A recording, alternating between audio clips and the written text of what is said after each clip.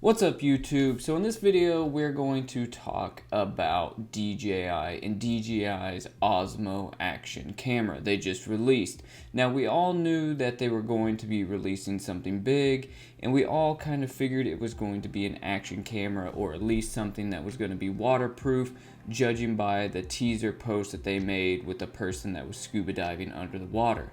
Now a couple people online were speculating that they were going to be releasing a submersible drone or some sort of underwater drone, but me in particular, I kind of knew that I don't think that the tech, in the camera world is quite ready for submersible drones. I don't think our tech is quite there yet, nor do I think that there is a market there for that yet. However, we know now that DJI did release a Osmo Action camera, so this is actually huge. I actually reached out to DJI a couple days before the release to see if I could get a loaner to review for the channel, and they actually sent me nothing. They actually did not even email me back, which I kind of figured would happen, and it's fine. And I was gonna buy one on the launch day, but I decided that I'm gonna hold off on getting one for a bit for a lot of reasons, and I'll get into that later on.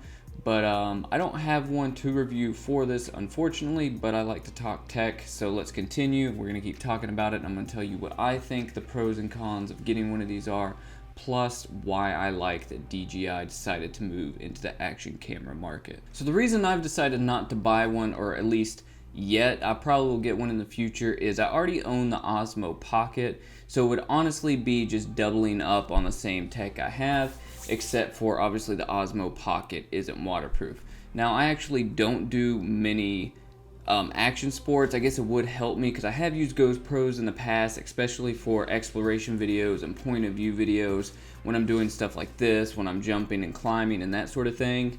But as of right now, I'm gonna hold off on this. But I do think it is impressive, and this is why I think it's impressive. It does basically everything the GoPro Hero 7 Black does, plus more. I mean, look at the front-facing screen on this thing. It's not only perfect for, vlogging, it's also perfect for, action sports, and it's perfect for just all-around general filmmaking, especially if you're on a budget. It shoots 4K, HD, and 720, and all the desirable frame rates, plus it has rock steady. Rock steady!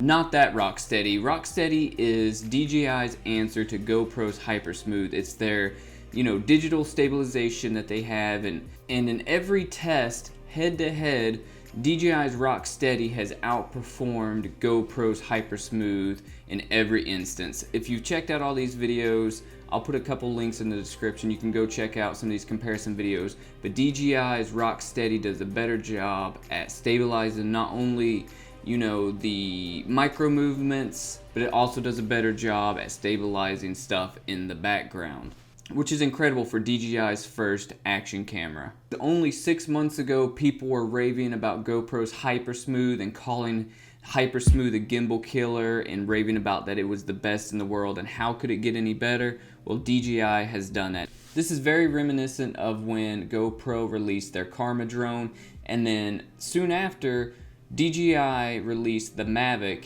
and it really killed the Karma. People stopped buying the Karma. It's just like it went away. It was really crazy how that happened. I don't have anything against GoPro, but I do like to see the market shook up a bit, especially when one brand or one company, has a monopoly on, a certain area or a certain market like GoPro has with the action cameras. Now, what I believe this will do is I believe it will, make both companies compete against each other in the action camera market, as well as maybe even some of the other, competing companies trying to outperform each other, not only in physical goods to give to us, but in specs and even customer service. So I really think when this kind of thing happens, the consumer or the customer wins. So people are asking, is the DJI Osmo Action camera a GoPro killer?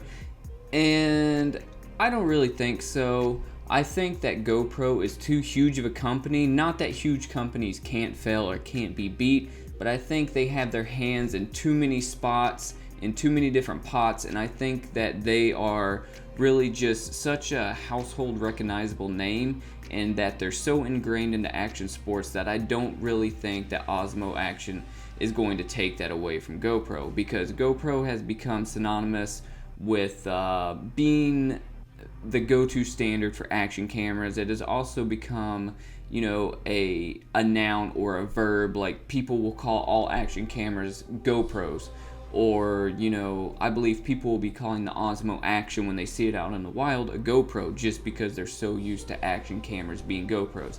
And it doesn't help that the Osmo Action looks so similar to a GoPro. So no, I don't think it's going to kill off GoPro, but I do think that it's going to drive both companies head to head, and I think they're really going to be competing for their customer base, and it's really going to benefit all of us in the long run.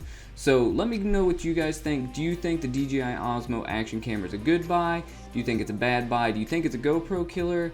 Or are you guys thinking about getting one? So let me know down in the comments, guys. Hit all the buttons below. If you haven't subbed the channel, go ahead and give it a sub. And as always, guys, remember, just go shoot. I'll catch you on the next one.